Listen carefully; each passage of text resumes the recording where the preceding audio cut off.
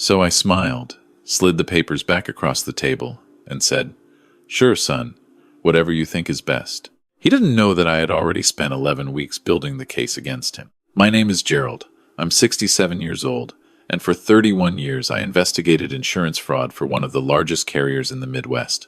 I spent 3 decades watching people lie, manipulate documents, and steal from systems they thought were too big or too distracted to notice them. I retired in 2019, moved into a smaller house in Dayton, Ohio, and promised myself I was done looking for the worst in people. Then my wife passed away in the spring of 2022, and my son apparently decided I was no longer paying attention. I want to be fair. My son is not a bad person at his core. I raised him better than what he became during those 2 years, and I have to believe the man I raised is still somewhere inside him. But what he did, what they both did, was calculated, patient, and cruel in a way that still takes my breath away when I think about it too long. My wife handled most of our household finances. Not because I couldn't, I certainly could, but because she enjoyed it. She had a system, color-coded folders, a spreadsheet she updated every Sunday morning with a cup of coffee, automatic payments set up for everything from the electric bill to our streaming subscriptions. When she died, I inherited that system along with everything else, and for the first few months I was honestly too grief-stricken to pay close attention to it. My son stepped in during that time.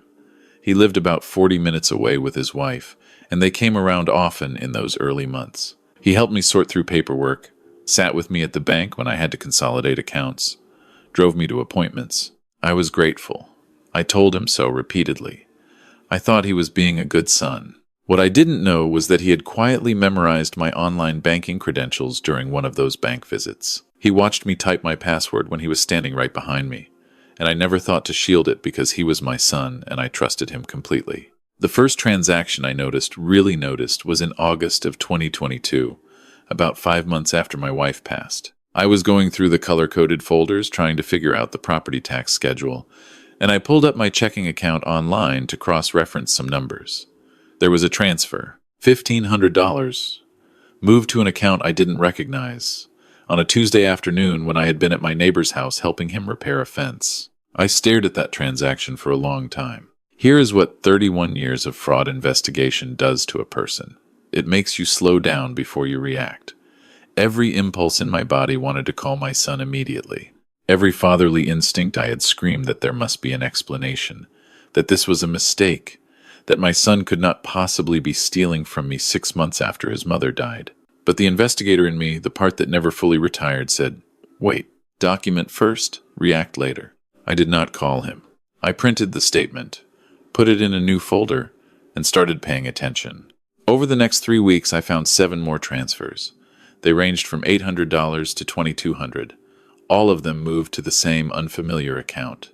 All of them on days when I was visibly occupied, when I'd mentioned in passing that I had a doctor's appointment, or that I was going to see my brother in Cincinnati for the weekend, or that I was helping out at my church's food pantry on Thursday mornings. He was timing them. He knew my schedule because I told him everything. I thought we were close. I also found something else during those 3 weeks. My son-in-law, my daughter-in-law's father, actually, a man I'd met twice at family gatherings, had apparently co-signed on a boat loan with my son 8 months earlier. My son's signature on a loan application listed his additional household income at a figure roughly $25,000 higher than his actual salary. I only found this because a piece of mail from the lender came to my address by mistake, and I opened it before I realized it wasn't mine. I set that envelope aside in the folder too. I want to pause here and explain something, because I know the question people always ask. Why didn't you just confront him? I understand why that seems like the obvious answer. He's your son. You sit him down. You show him the evidence. You give him a chance to explain. That's what a father does. But I had seen what happened to people who confronted financial predators too early. I had seen estates get drained in the 48 hours between an accusation and a bank visit. I had seen accounts emptied, documents shredded, assets moved before anyone could freeze anything. And I had begun to suspect, based on the loan application, based on the pattern of the timing, based on the way my daughter-in-law always seemed to be the one steering conversations toward my estate planning and my long-term care needs, that this was not just my son acting alone on impulse. This felt organized. So I called my old colleague Margaret instead. Margaret had been our department's legal liaison for 15 years before she left to open her own elder law practice in Columbus. I hadn't spoken to her in 2 years, but she answered on the second ring, and when I explained what I had found, she was quiet for a moment, and then said, "Gerald, send me everything you have." Over the next 6 weeks, Margaret and I worked methodically. I installed a new banking app on a tablet my son didn't know I owned, and set up transaction alerts for every account. I opened a new checking account at a different bank entirely, and began quietly migrating my direct deposits there. I made no changes to the old account. I left it exactly as it was. Let the transfers continue. Let every one of them generate a time-stamped digital record. I also hired a private forensic accountant through Margaret's office to trace where the money was going. The answer was not surprising, but it was clarifying. The transfers were landing in a joint account held by my son and his wife. From there, portions were being moved into a separate account held only in my daughter-in-law's name, an account my son probably didn't even know the full balance of. She was skimming from the skimmer. By October, I had documentation of $41,300 in unauthorized transfers over approximately 7 months. Margaret filed a report with the Dayton Police Department's Financial Crimes Unit. She also contacted the Ohio Attorney General's Elder Financial Abuse Hotline. I want to be honest, using the words elder financial abuse to describe what my son did to me felt strange and painful in a way I wasn't prepared for. I am not a frail man. I am not confused or incompetent. But the law uses those words because the pattern is the same, regardless of the victim's capabilities. And the law, in this case, was on my side. While all of this was being processed, my son continued calling me every few days. Normal calls. "How are you doing, Dad? Did you watch the game? Thinking about coming up for Thanksgiving? Is that okay?" I answered those calls the same way I always had. I asked about his work. I asked if they were staying for the weekend. I told him I loved him. I have never been a good liar, but I am very good at being calm. The document moment happened in early November. My son called to say he and his wife were coming over for dinner on Saturday, and would I mind if they talked to me about something important? I said, of course. When they arrived, my daughter-in-law was carrying a leather folder. She set it on the kitchen table before we even sat down to eat, which told me everything I needed to know about how she had choreographed the evening. After dinner, she barely touched her food. Too focused on getting to the point, my son cleared his throat and said he'd been doing some thinking. He said he was worried about me. He said that managing finances alone at my age, after losing my wife, with no one to double-check things, seemed like a lot. He said he wanted to help me in a more formal way. Then his wife opened the leather folder and slid 3 documents across the table toward me. The first was a durable power of attorney, already filled out with my name and his name, requiring only my signature and a notarization. The second was a form to add him as joint owner on my primary checking and savings accounts. The third was a letter, typed on plain paper and signed by my daughter-in-law, explaining that as someone who cared deeply about my well-being, she supported this arrangement and felt it was in my best interest. I looked at all 3 documents.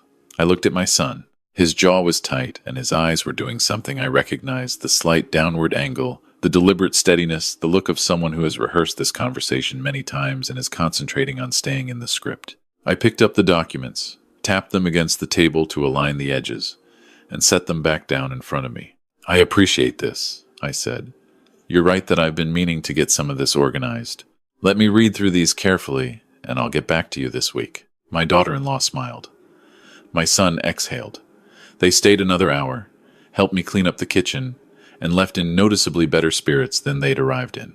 I texted Margaret from my driveway as I watched their taillights disappear down the street. She called me back within 10 minutes. "Gerald," she said, "this is actually perfect." The following Tuesday, 2 detectives from the Financial Crimes Unit and a representative from the Attorney General's office sat in my living room. I showed them everything: the transfers, the forensic account trace, the loan application with the inflated income figures, and the power of attorney documents my son had brought to my house 4 days earlier. The detectives were professional and thorough. They asked good questions. The AG representative explained the charges that were likely applicable under Ohio law, including theft from a person in a protected class and attempted financial exploitation. I asked what would happen next. They told me. What happened next was a Thursday morning, 9 days later. when my son received a call from a detective asking him to come in for a voluntary interview regarding some financial discrepancies. He called me right afterward. His voice was shaking, but he was trying to control it. He told me he didn't know what they were talking about, that it must be some kind of mistake, that he was going to call a lawyer. Okay, I said. That's probably a good idea. He called me again 2 hours later. This time he was crying. I have replayed that phone call in my head more times than I can count. My son who used to fall asleep on my chest watching baseball games when he was 4 years old. My son who cried harder than anyone at his mother's funeral. My son, who I thought I knew completely, was on the other end of the phone, crying and saying he was sorry. He said he didn't know how it had gotten this far. He said his wife had told him it wasn't really stealing, that they were just managing my finances and would pay it back. He said he knew that was wrong, but he had told himself it was temporary, and then it kept going and he hadn't known how to stop. He said his wife was the one who had opened the secondary account. He said he had found out about it only recently and had confronted her, and she had told him the money was for their future and to stop being ungrateful. I listened to all of it. I didn't interrupt. When he was done, I said, "I know, son." He went quiet. "I've known for a long time," I said. "I gave you the chance to stop and you didn't, so now we're going to let the process work the way it's supposed to." He asked me if I was going to press charges. "I already have," I said. The charges were filed the following month. My son was charged with theft, unauthorized use of a financial account, and attempted financial exploitation of an elderly person. His wife was charged with the same, plus an additional count related to the undisclosed secondary account she had been using without his full knowledge, which, in a way I hadn't anticipated, became the detail that most clearly illustrated to everyone involved who had been driving this arrangement. The criminal case moved slowly, as these things do. But the civil process Margaret had initiated moved faster. The $41,000 in change was fully documented, and my son had no meaningful defense against the records. His attorney negotiated a repayment agreement that was made part of his sentencing terms. His wife's attorney tried a different approach, arguing that she was acting in my best interest, and that the secondary account was simply prudent financial planning, which the judge received with approximately the level of patience that argument deserved. My daughter-in-law received a stiffer sentence than my son. My son received 3 years of probation, mandatory financial counseling, and a repayment schedule. His wife received probation as well, plus additional community service hours, and a court order restricting her from acting as a financial agent for any person over 60 for 10 years. 2 months after sentencing, my son filed for divorce. I won't pretend that surprised me. I had watched for a long time the way she spoke to him in my presence, the small corrections, the redirections, the way she always seemed to be one step ahead of whatever he was thinking. My son is not a weak man, but he had been with her for 6 years. And 6 years is a long time to have someone gradually redefine what you think is normal. He called me the night he served her the papers. "I'm sorry, Dad," he said, "for what must have been the 40th time."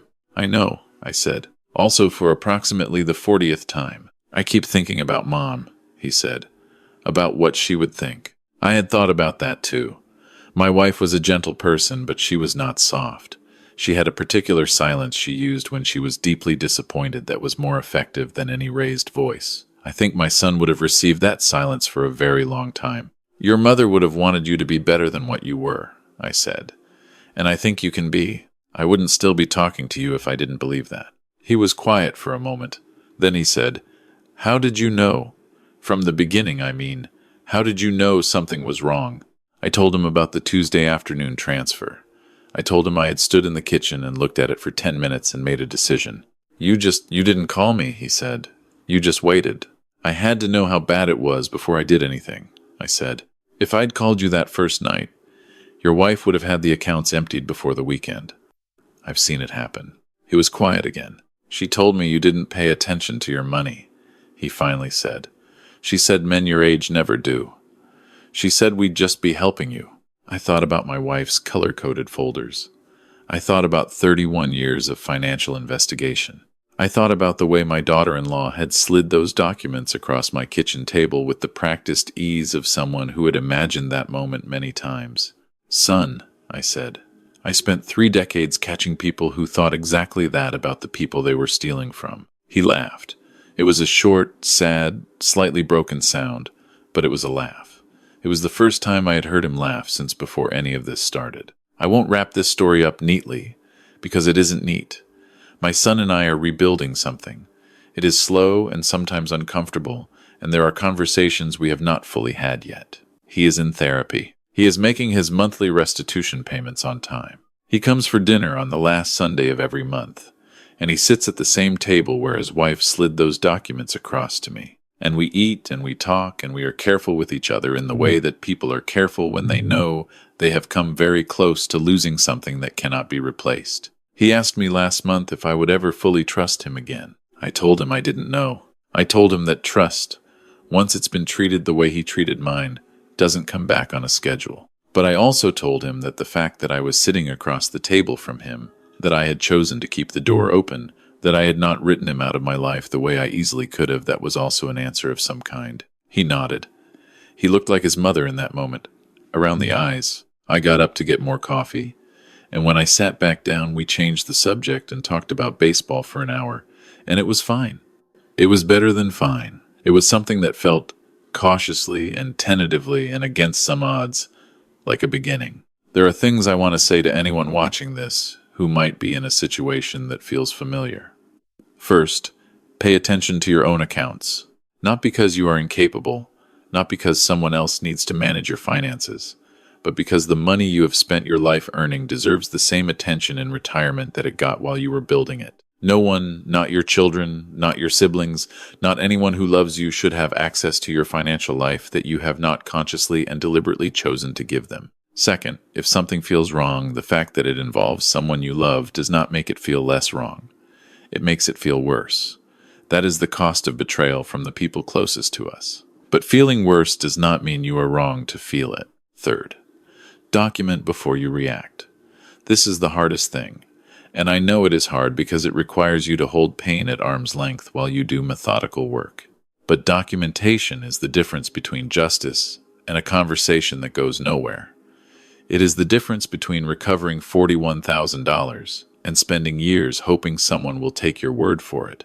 And finally, and I mean this sincerely, loving someone and holding them accountable for what they have done are not opposites. I loved my son through every step of this process. I love him now. That love did not require me to let him continue stealing from me. It did not require me to pretend I hadn't noticed. It did not require me to protect him from consequences that were his to face. The moment I stopped covering for what he was doing was the moment I started being his father again instead of his victim. And whatever comes next for the two of us, the slow, imperfect, month-by-month work of rebuilding it starts from there. From truth, from accountability, from the table where he slid those papers toward me, and I smiled and picked them up and already knew exactly what I was going to do. If this story meant something to you, if it reminded you of something in your own life or someone you love, leave a comment below. I read every single one. And if you know someone who needs to hear this, who is sitting with a suspicion they don't know what to do with, or carrying a hurt they haven't named yet, please share this video with them. You might be doing them more good than you know.